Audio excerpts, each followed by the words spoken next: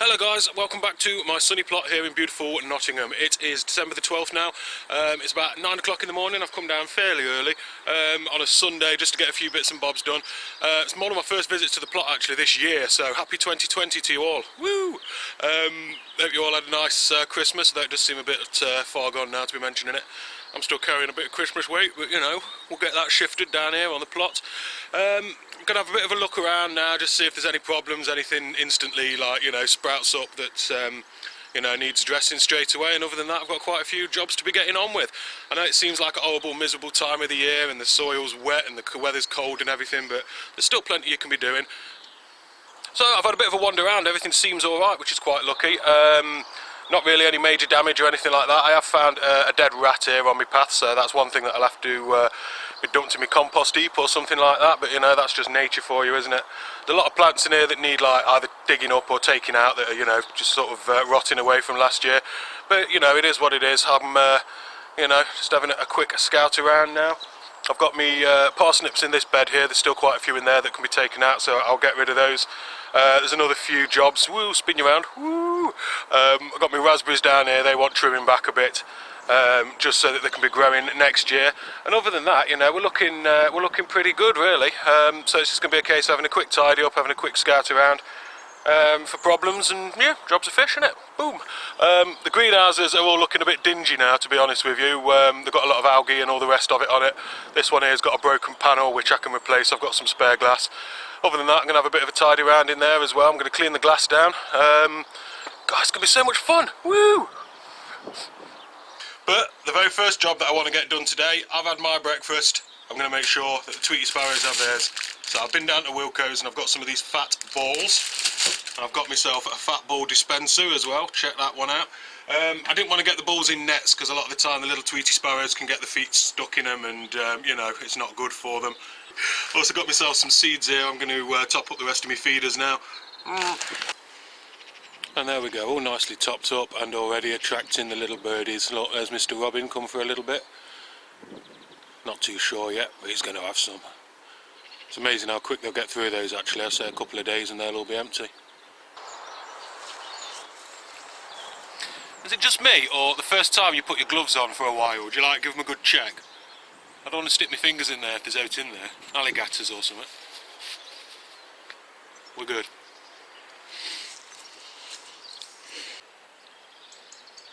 Rattus rattus, commonly known as Rattus deadus. I have to get my shovel, I think. Yeah.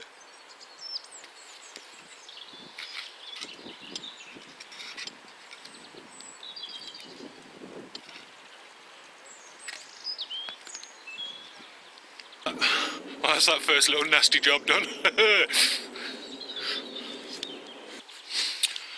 Well, as the rain starts to thunder down, I found my first little job to do. I'm going to lift up my Jerusalem artichokes. These little nutty roots are, don't know, probably acquired flavour, aren't they? Plus they give you the trumps as well, which is probably an unlikely side effect. Nice nutty flavour though, so they're not too bad. Yeah, if you ever bury or plant, forgot what they're called, Jerusalem artichokes, they will spread and they will go everywhere. I put about 3 or 4 in, and now I've got 3,000 or 4,000, and I think I've always got them all, and then more sprout up the next year. So I'm just going to have a root around now, dig out the ones that I can find. Yeah, they don't store massively well, which is why you don't see them a lot in the supermarkets. They've only got like a few days shelf life really, so once you dig them up you have to start using them. So that's what I'm going to do. That and getting wet.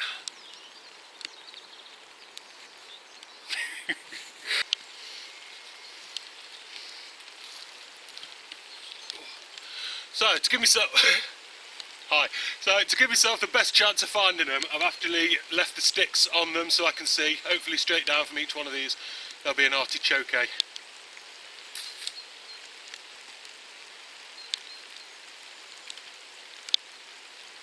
And then again, maybe not.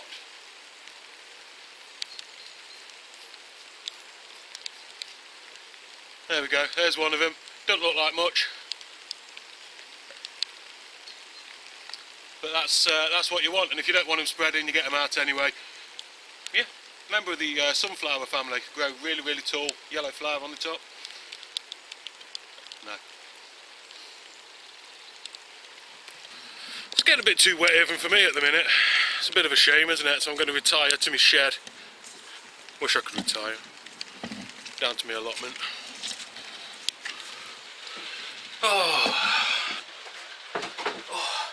And it's always the way this time of year. You come down here, you've got big plans, you've got everything that you want to do. Everything's opened up. Ah, dearie me. Never mind. There's still plenty that I can be getting on with in my shed. Alright guys, let's talk about garlic now.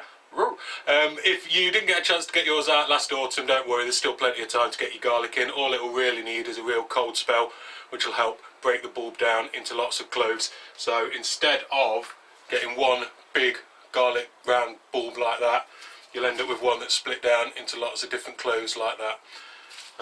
So you want to make sure, and you know, they do get some nice cold weather on them, otherwise that won't happen. You can still eat them if they do come out as one bulb, but you know, it's a lot of garlic to get through in one go. Another good idea, if your ground's been particularly boggy or cold or frozen at this time of year and you've not managed to get them out, or maybe you put some out last year and they haven't worked and you want to try it again, I wouldn't try planting into the ground directly at this time of year, but I can put them into pots, get them going, get them out about February time. And that will just, you know, give them a bit of a head start. It means when I put them in the soil, they've already got roots and shoots and they can just get away. So that's what I'm going to do right now. Now, when you buy your garlic bulb, obviously it's going to look like that with all the different cloves on it. What you then want to do is you want to take off all of this lovely papery skin and you want to break it down into the individual cloves. These bits here.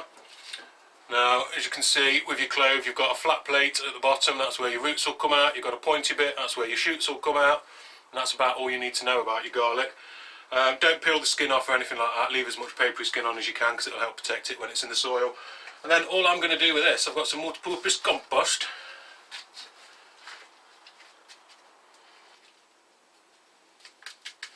I'm just going to stick in one of these little pots here. I'm going to get my dibber, which in this case is going to be this. No, it's not, it's going to be my finger. And then, rough rule of thumb, what you want to do is the depth of your clove, you want to go that again, depth. So however deep your clove is, put it that far under the soil. So in it goes, cover it over, and then with a drop of water that'll start to grow away. I'm going to put these in the greenhouse, like I say, just for a few weeks just to help them get started. Because outside it's a bit wet and miserable and cold, so we'll get them in.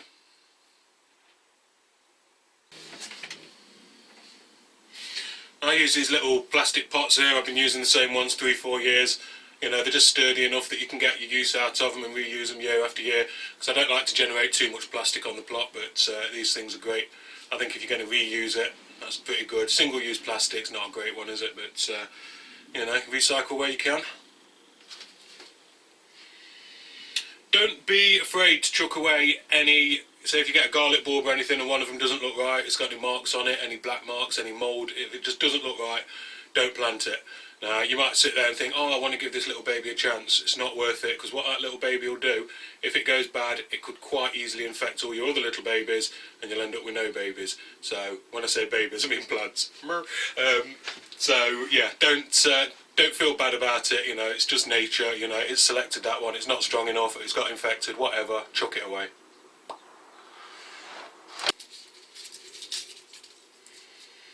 You can see that one's very eager to be getting away a lot, he's already shooted. Shooted? Thrown up shoots, you know what I mean? But yeah, it's still fine to plant. I'm going to have loads left over, by the way, but luckily I've got a mate who's just started an allotment, so, you know, I'll gift him a few as well. So I'm that kind of guy. So there we have it, there's my first tray potted up now, that's my first 15. I like to use these gravel trays from Wilco's. Do I say Wilco too much? I think I do. Just purely because, you know, you can hold your little pots in it. Obviously it'd be a bit of a nightmare trying to hold all of them. Plus I can water into the tray as well, and it waters the plants from the bottom, which I always find is the best method. If you put too much water on the top, you can promote algae and damping off and that sort of thing. So I'll give these a little trickle of water in the bottom. It's not going to need a lot of water at this time of year. Obviously there's no sunshine or anything like that evaporating it. So I'll water these, and that might be all it needs this year actually, until I plant them out in a month or so. Watch this space. I'm going to carry on. I'm going to do my other varieties now. But as for now, garlic.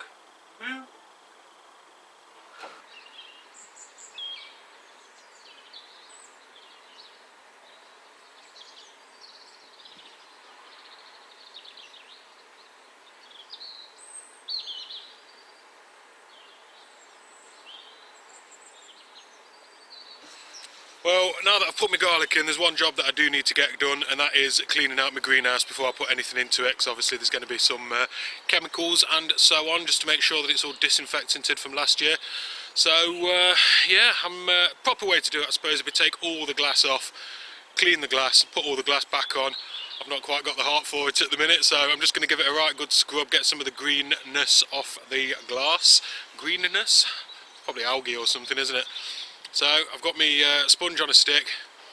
I've got some of this eco-friendly plant-derived cleaning spray stuff. I suppose you can use Milton fluid or Jay's fluid or something like that, you know, anything just to sterilise it, make sure there's no nasties in there. Give your new plants the best possible chance that you can for a new season. So I have to do some scrubbing.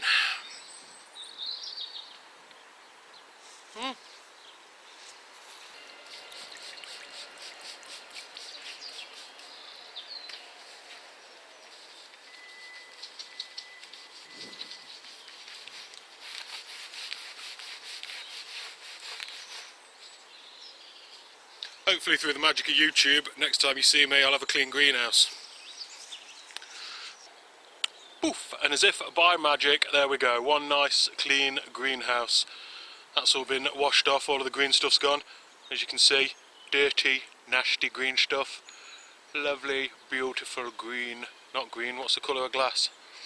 Transparent glass. So it's going to let in all of the light, everything like that. Plus I got rid of all the nasties as well because I've used a mild detergent in there. So that's a good thing. So yeah, it's a good time of year to get on top of all these little maintenance jobs and everything like that.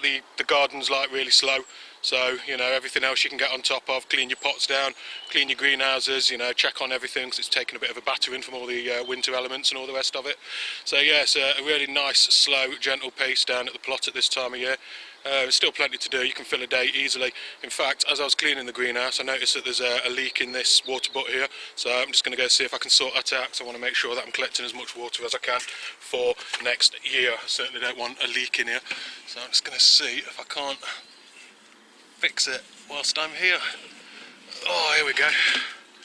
There we go, that's got that leak out of there anyway, so we can move on now to the next job. Right, now the weather's behaving itself a bit more, I'm going to have another dig around looking for these artichokes.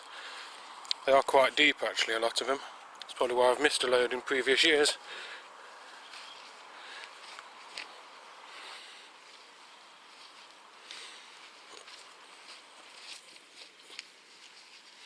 There we go. So I'm going to have a good root through now, get as many of these as I can. I do want to limit them next year. There's another one up.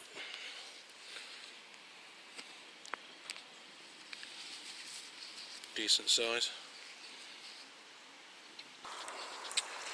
Woo! It's now about, what, 2 o'clock in the afternoon, something like that. I've had a bit of a tickle around on my beds, had a bit of a tidy up and that, trying to get them all ready for the new year. Try and avoid stepping on your beds at this time if you've already dug them over. The wet soil and everything like that, it'll really compact it down, make your job harder. So I'll just take you on a quick walk around. It's going to be ever so quick because there's not a lot happening. Here's my main bed down here, if you like. There's not a heck of a lot growing in there. I've got some chives here that, you know, they come back every year. Load of parsnips in there, still ready to harvest. What else have we got? That's some teasel there. I know a lot of people see teasel as a weed, but this year, because it's biennial, it'll throw up flowers for flower spikes, which is quite nice. And that's about it really. I mean, if we ever look down here, not a lot happening. I've got one charred plant remaining that I've not eaten yet. I've got little rhubarb which is in here, that was grown from seed a couple of years ago. For some reason it's starting to sprout up in places, not with any sort of great gusto or anything like that. If you have a look at these two down here, they're having a little sprout up. Got my outdoor sprouts, there's a few of those ready to pick. I can still take them. I know they look a bit nasty and manky on there, but you know, you'll still find plenty on there to eat because they're uncovered. The pigeons have had the tops. If you have a look, that sort of ragged shreddedness on the top of the leaves there, that's points directly at pigeons, plus I've seen them at it as well. The little bed at the back there, that's just a few raspberries and strawberries in there. That's all going to be sorted out soon enough. So yeah, that's coming on alright, isn't it? It's coming on alright. Here, this is usually where I put me courgettes and my marrows and squash and things like that. So that one's all been dug over, that's ready. I've still got a few potato plants in the ground. Don't know what they'll look like actually when I try and dig them up. But I've not eaten a lot this year for some reason. So every year I tell myself I'm going to use less and less, grow less and less potatoes, but I always seem to do them anyway because it's like, you know, I've got the space. The flower bed here is looking a bit matted, but a lot of these plants are lupins, so they'll come back every single year, throw up the big flower spikes. That looks absolutely lovely. What are they? Globe artichokes, so they're you know, perennial. They'll keep coming back every single year. Ooh, step around. The asparagus down here, it's all been trimmed back and everything. If you leave the long spires on, that'll rock in the wind and it can damage the crown underground. So that'll just get a bit of a covering in manure and everything. They'll be ready for a new season. So yeah, lovely. I've got, just before Christmas, I planted out a load of foxgloves down here, just because I had the foxgloves. This is, I suppose you'd call it a no-dig bed really. I put down cardboard and covered it in compost, and seems to be growing away. So these foxgloves, they'll shoot up big flowers and everything. And I can plant around those as well, get some colour going. And my brassica cage, this is two 6x8 greenhouses joined together.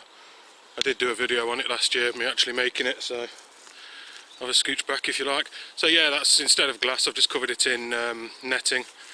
Oh, for some reason this door's up and it shouldn't be, because it's been windy. Get your head. It's trying to sprout out of the door. So yes, if you have a look in here, I've got no tatty cabbage. I don't know, I could probably save the middle of that if I was so inclined. And this does need a good tidy up in here actually, because a lot of the sprout leaves are falling off and they're sitting on the ground, so that could potentially you know, cause some mould and disease, so that's that. The kale, it's not really had anything off it in a month or two, but I'll say they just keep growing on. One at the back there who's going absolutely nuts, look. Must be 4 foot tall, it's just one long spike. And then the dwarf stuff at the front here. Again, those plants, probably take them out actually, start with some new ones in the new year, but there's still a few leaves on there that we can get per pair plucking. And then again, some sprouts, not looking the best, but you know, you can still, once you chop them and peel them and that, they're going to be absolutely lovely inside, so don't worry about that. And these ones have got heads on them because they've not been exposed to the pigeons, as you can see. Again, looking a bit manky because of the time of year, but aren't we all? Aren't we all? Oh, deja vu of doing this.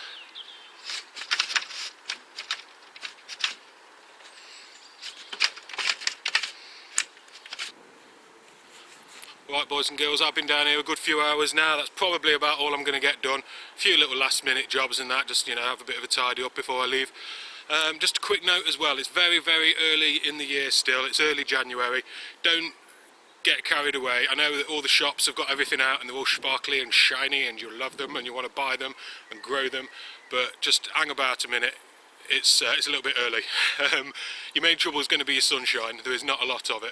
So, you know, for most gardeners, if you're starting things out in propagators, tomatoes, things like that, you know, it's early January. By mid-February they're going to be ready to plant out, and we don't finish with our frost here until end of May.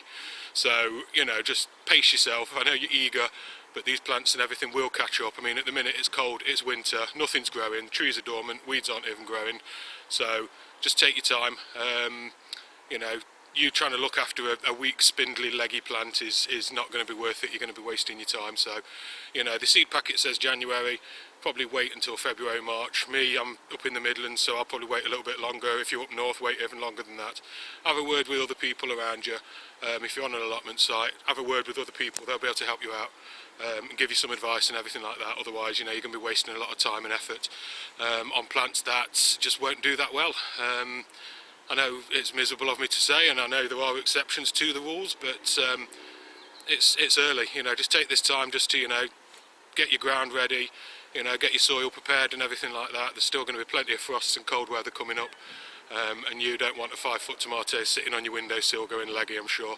So yeah, other than that, everybody just enjoy your gardens, have fun. Yeah, peace. The following is a public service announcement on behalf of Allotment Gardener, keeping you safe. Here's a fine young chap. Hello. Are you enjoying your allotment today, good sir? You are! Excellent! Have you brought a healthy snack with you today?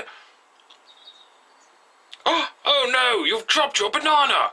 Well, go and pick it up then. Oh no! Gadzooks! You appear to have skewered yourself with an exposed cane. Gosh! Oh dear, that'll leave a mark. Well, if you want to avoid accidents like this, there is a way. This innovative new product is called a plastic bottle. Stick it over the top of your cane, and let's try that one again. Now, how about we drop that banana again? Now go on. Oh, that's much better. You won't be skewered, but it does appear you are still a moron. Yay! Thank you for watching. Please be safe.